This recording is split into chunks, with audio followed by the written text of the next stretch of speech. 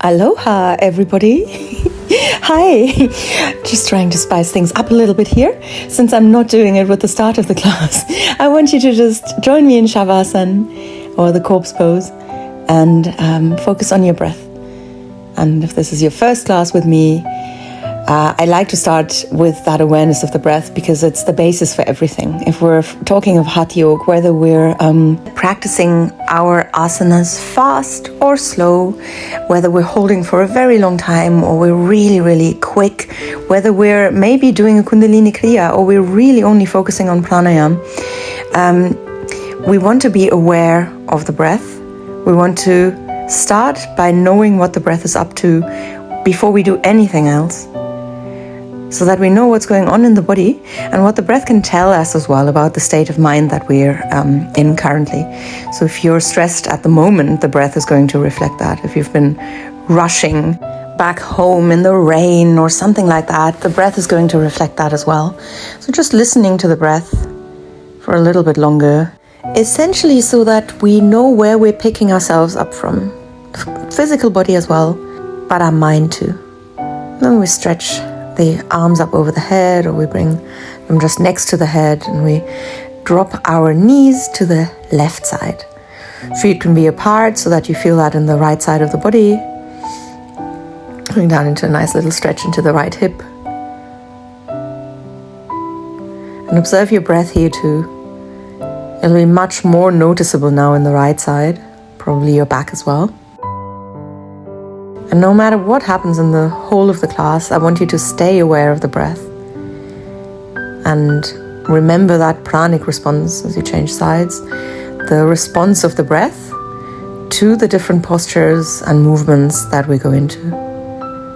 It's normal for the breath to change when we move, but if we're focusing on asana practice, if we're focusing on staying in a posture for a long time, then the idea is that we're letting the breath come back to its natural baseline state. Because that way we can ensure that we stay comfortable where we are. Hug the knees in towards you, and hopefully we've held for long enough here in Shavasana, just observing the breath, to arrive at that calm breath, even if we were rushing here. Rock from side to side. Now, hands towards the feet. You could go to the tops of the feet and press the feet together. Press the knees out and the feet down as well. So not happy baby. Or you could keep the feet apart a little bit as well, and the hands can be on the shins or ankles. Just a gentle stretch into the hips and inner thighs. Also take care to keep your neck and your shoulders relaxed. Sometimes we instinctively reach further in order to deepen, and then we're not really that comfortable anymore. So always think of the whole body and how it feels here. Right knee over the left, and we pull the knees gently in. An option would be to slide the hands further down towards the feet, but that gets to a point where it becomes quite deep. So for an initial stretch here and that opposite stretch into the hip, it's okay to maybe take things a little bit easier and keep the hands just on the knees. So as long as they're on top of each other, and then left knee on top of the right. And same thing here. Hands can always slide further, you can always deepen. And if this was the end of the class and we would want to go even further, even deeper, we could hold on to the feet and raise them and pull them in. But for now, just a little stretch is going to go a long way. And we release and bring the right knee on top of the left again to take ourselves into a twist. So just dropping the knees to the left side and turning the head to the right. And if you do lots of my classes, you know that I like this position of the arms, just kind of gently bending the arms and having them next to the ears.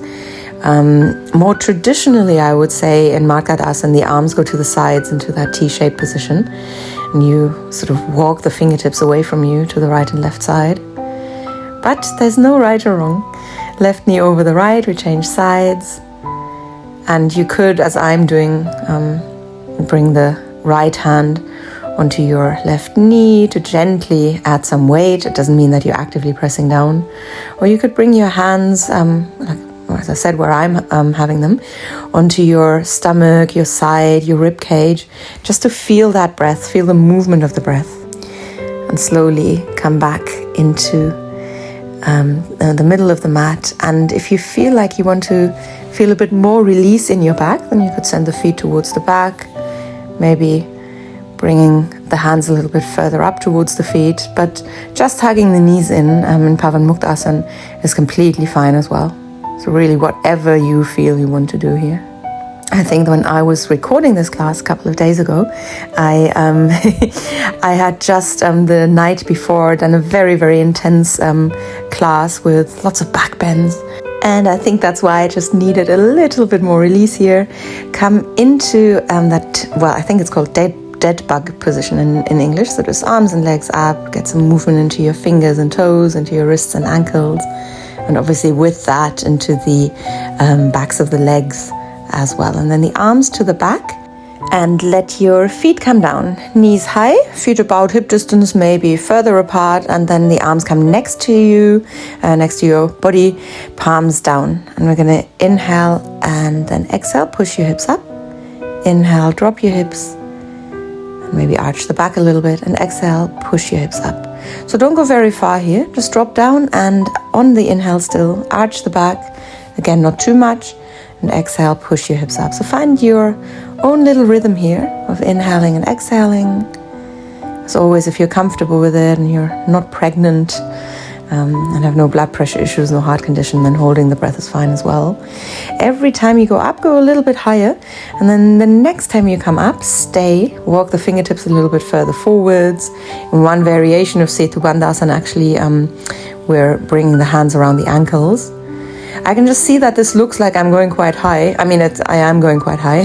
There's obviously no need to do that. It's probably all the back bends I did the night before. So keep it simple, keep it gentle. We're only starting off. And just feel relaxation here in your neck and in your jaw. Don't let yourself tense up anywhere. And just breathe. Notice maybe how the whole posture can change very dramatically in the way that you're feeling it, if you're squeezing the glutes and if you're not. And then hips stay high as we gently move the hips from side to side, slowly coming down. Let the knees move with you, wavy motion. And then we push up and drop the left hip to the right side, push up again and drop the right hip to the left side. Push up and down to the right side, up again, and down to the left side. So always opposite hip going to that opposite side. Arms again might not touch the ground as we slowly release, and then the arms go around the legs again, and from here all the way to the back and into Halasana or Karnapirasana. So lots of different options here. And if you want to do what I did earlier, where you just go a little bit further towards the back but not as far, that's completely fine as well. As I'm never hesitant to say, we all have different bodies, so it's more about the experience of feeling what's going on in the pose than it is about how the pose looks. One option is to interlock the hands here and then slowly rock up to balance on your tailbone and send your arms to the front. Palms open, we slide the shoulders down, so very consciously creating space here between the shoulders, the neck, the head, the knees. The knees? No, the ears. I should stop talking, shouldn't I? You could close your eyes, so completely optional here. I want you to try and close the eyes, and if that's in any way distracting, open them again. You could also straighten the legs all the way, and that's not necessarily harder for everyone. So we can always try out different things and see if we want to challenge ourselves in a posture. It may not necessarily just be physically challenging. Sometimes our body is so used to doing one thing that's hard. We slowly come down into a low boat, hands to the heart center. We raise the head, looking towards the ceiling if the eyes are open. Otherwise, just making sure that the neck here is comfortable, that the chin is no longer on the chest, and that you're not straining the neck. And then coming back up on an inhale. As we exhale, we bring the right hand behind us and twist the torso to the right so that the left arm is on the outside of the right leg. Inhale, back to the front, and exhale, opening up to the other side. Inhaling back to the front. Maybe this time as we exhale and open up to the right, the legs can be straight, the right arm can be off the ground. No need for that at all. So you can do exactly what you did before. If it gets a bit tiring, you could, of course, also bring the toes to the ground. Release and come up and over to the other side. If you're looking to the back, that may help the posture, the twist. But it also needs to be comfortable for your neck and make sure you're still stable. And back up. You bring the hands to the heart center and cross the legs. And I'm going to face you. Good. We keep the hands together. Roll the shoulders to the back as the fingertips come down. And if you feel that you want to raise your wrists a little bit, you can do that. If you want to feel just a little bit more of a stretch there, you can do that. Drop your left ear to the left shoulder without any strain. Just let the head get heavy.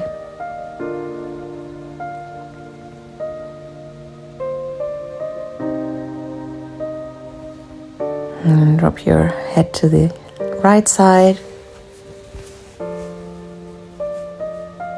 If anything gets too uncomfortable in the wrists, or if you feel the shoulders are creeping upwards, just check that everything is okay and change whatever needs to change.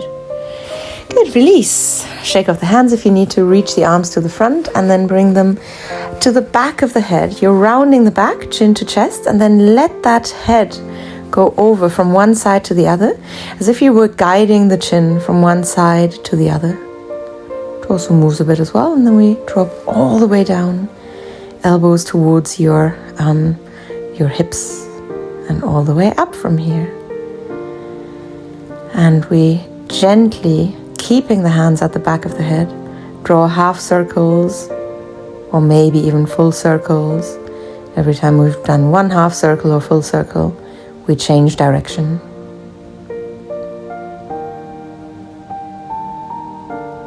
Could also be that you're comfortable with full circles, but not if you're making them super big.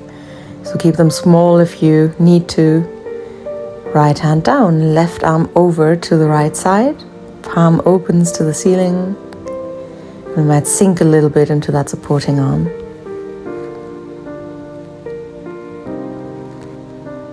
And over to the other side, reaching nice and far away, bending the left arm if we want to, and breathing into the right side.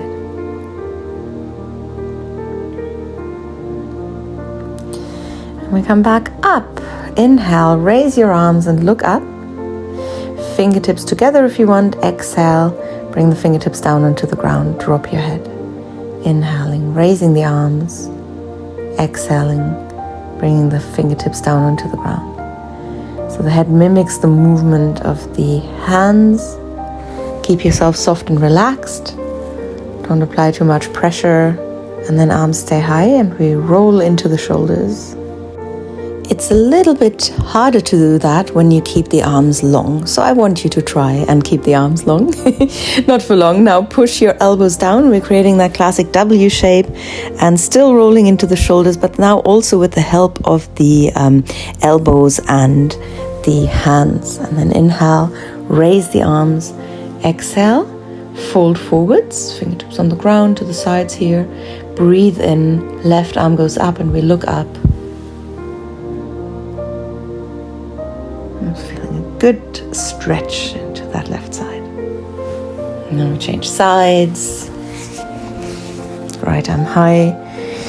Make sure you're comfortable looking up. And then slowly release and roll up. Make your way onto all fours or Bharmanasana, tabletop pose.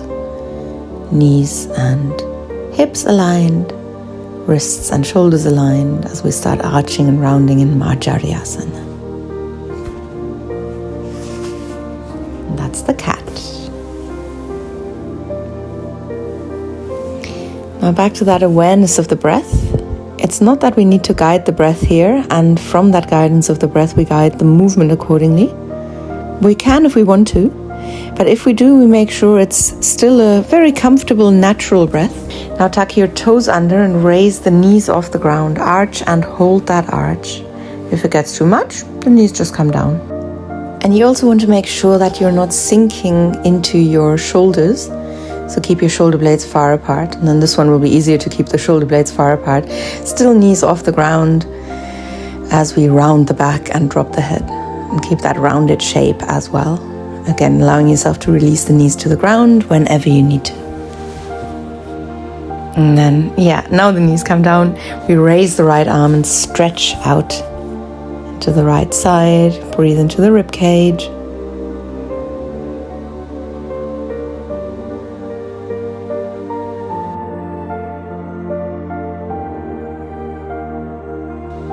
And on exhale, the right arm goes over to the left side, and the left arm might go behind you.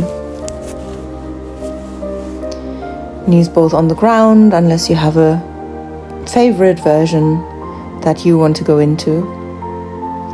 I sometimes think in a live class, in person or online, people do what you ask them to do a little bit more because they feel like, well, everyone else is doing this, especially when lots of people are in the same room together. Here, the nice thing is no one watches you, no one can see what you're doing. So you have, I think, much more freedom to actually do what you really want to do. Find that posture where you're super comfortable in. And one option here for the end is raising that left leg high and keeping it up there. Just an option, doesn't mean you have to go for it. And release. Slowly coming back into Padmanasana. Round your back, maybe it'll feel nice to move the hips from side to side. And then from here, other side. So raise that left arm and take it nice and high. And just allow yourself a little bit of time to feel your breath here.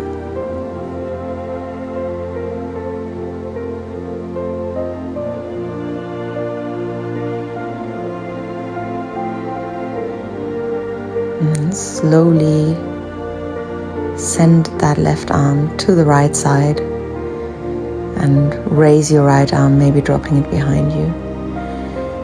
The more popular thing here to do is to just bring that right hand somewhere onto the back, but I quite like this reaching away there and maybe hovering, and sometimes the hand can even touch the ground. That obviously completely depends on your body.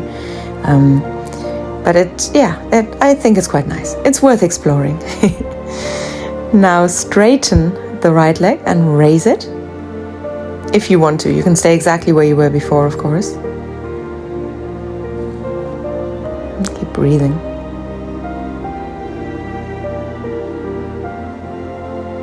And then release and make your way back into tabletop pose. Some release here if you need it. And then we move into our wrists, just drawing circles around the wrists and changing the direction of the circles. Round your back, move a little bit more into the hips if you want. And then from here, tuck your toes under and press your hips all the way up. Bend your legs and straighten. Bend your legs and straighten so that the knees come all the way towards the chest there. And straighten all the way, and do a few more like that.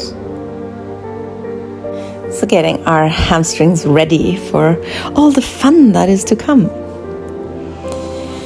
And then hold with the legs bent. Still pressing the hips up into the back. And then straighten again and hold here. And while there's a lot to be said for moving through postures quickly, especially if you're combining with a certain breath and that awareness that always needs to be there, I think this holding of postures is really just wonderful. Come forwards into a plank and hold that plank. Since I've just talked about holding of postures, it just gives us the opportunity to really connect with our body. There's no place to escape. We are right here. We feel the body.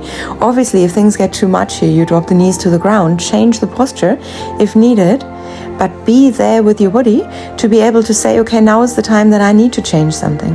That way you know, because you're aware, you're here, and there's an intention behind this posture. And the breath is still with us, and we're here to make sure that we're aware of it.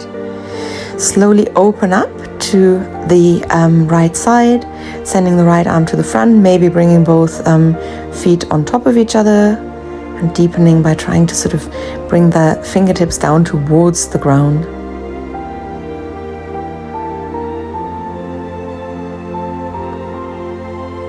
Nice long breaths.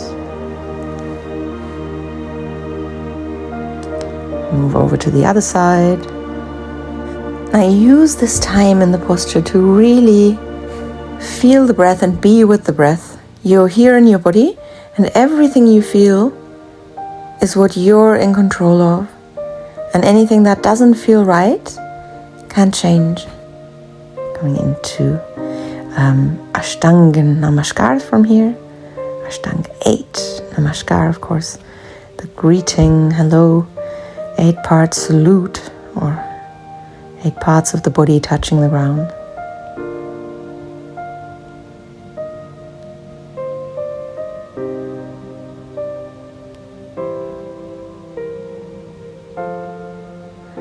So obviously the chest is considered one part rather than two. We come from here into another back bend, into the cobra or bhujangasana.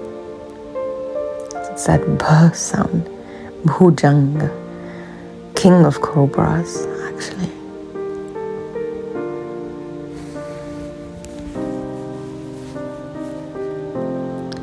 Make sure that you still have the feeling of space in your neck. And same here, as we're sending the arms away from us to the back, palms open, and the legs up. Try to see how different this posture feels when you're squeezing the glutes and when you're not.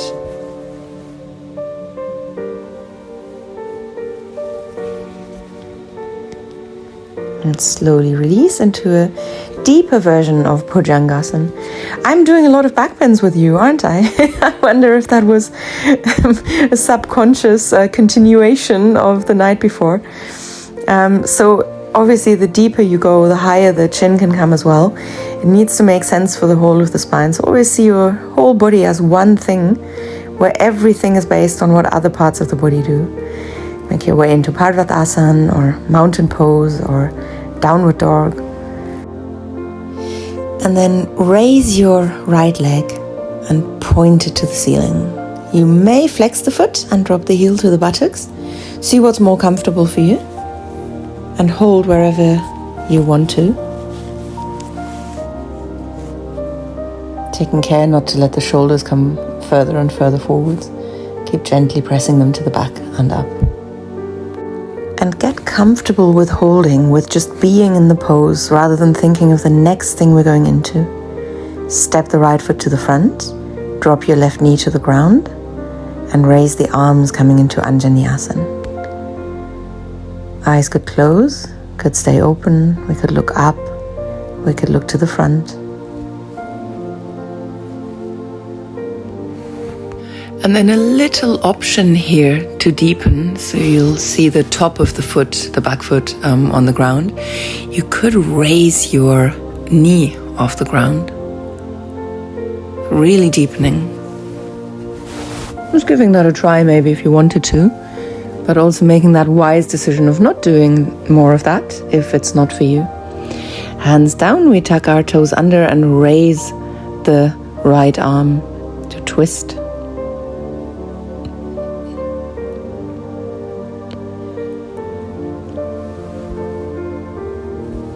And feel your breath. That's why we're here. We could deepen. We don't have to. So you could stay exactly where you are, or deepen a little bit here.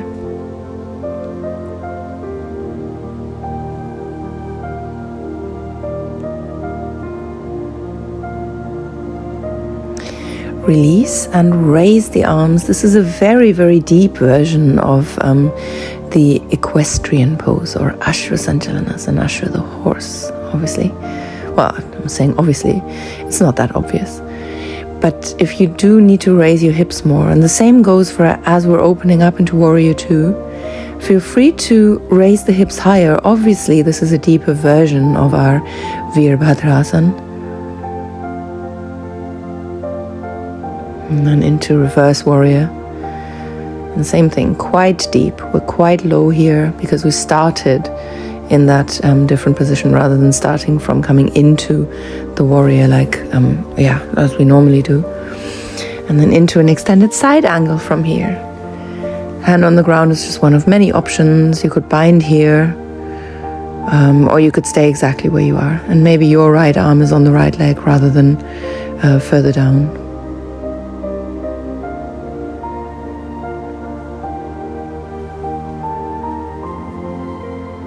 And release, hands on the inside of the leg. We drop our left leg, we drop our forearms and the head. And the right foot can walk further out, the right knee can push out. And we let our right hip get heavy. Again, another way that we can deepen, right arm under the right leg, and maybe bringing the hands together behind you. And again, just because something is an option, just because I'm showing it, doesn't mean we have to go for it. This doesn't make our practice perfect. It's not about that at all. But I know you know that. Come into child's pose. And enjoy that moment of just being in balasana, letting your shoulders and your arms get heavy. Just giving the legs a little well-deserved rest. And then slowly come back up into mountain or downward dog. And raise your left leg. You're going to keep that leg high. We could flex the foot and drop the heel, but if for whatever reason you're more comfortable with just pointing the toes towards the ceiling, then absolutely go for that. And bringing your awareness to the shoulders, keeping them strong, and keeping the arms long, and that weight the same in hands and shoulders. Left foot comes forwards and we sink down, dropping the right knee to the ground and untucking the toes as we slowly raise our arms and lengthen. Stay and breathe and find your perfect variation of Anjaneyasana.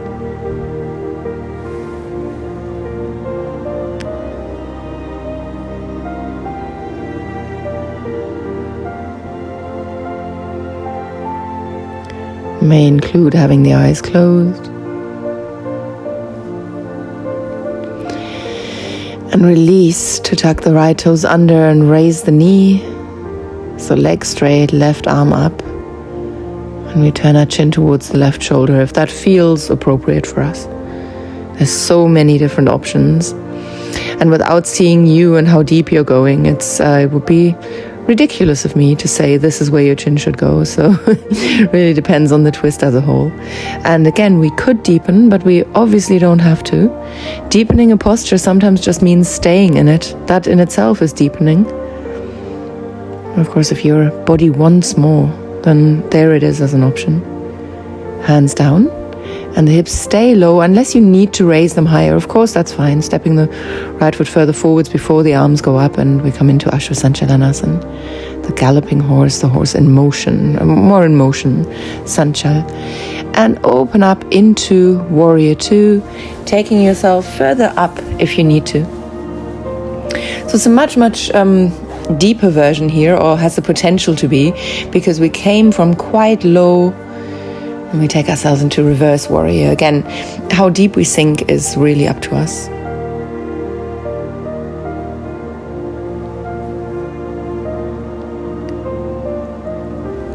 And into Utthita Parsva Konasana, with the top arm doing what it wants, with the bottom arm as well. It's basically all up to you.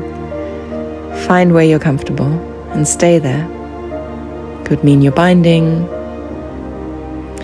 But if that somehow means that your top shoulder is coming further forwards and the alignment that you wanted isn't there anymore, then forget about even trying a bind. It should feel good. It should help you open up. Release and into Uttan Prishthasana. Yeah, so that right leg can already come onto the ground. I don't know why. I kept it up just for a moment. And here on this side, you can see, obviously you can see the other side, but we want to keep dropping that left hip. And of course here we also have the option of deepening, of bringing the hands together behind us. Incidentally, it's not necessarily the forehead that needs to be on the ground. It could be your chin as well, but that only becomes appropriate for you when the chest is low enough for that to feel good in your body. So make your way into child's pose again. And really be comfortable. Wiggle a little bit if you want, just like I did. Only if you want to. And then just heaviness in the body. And feel whatever is going on. It's just about awareness. And I can't believe that I'm already saying goodbye to all my YouTube subscribers out there. But yes, that was the class, or the half of the class. If you're interested in more, as always, there's a link to my to the full class on my subscription platform in the description. Thank you for joining.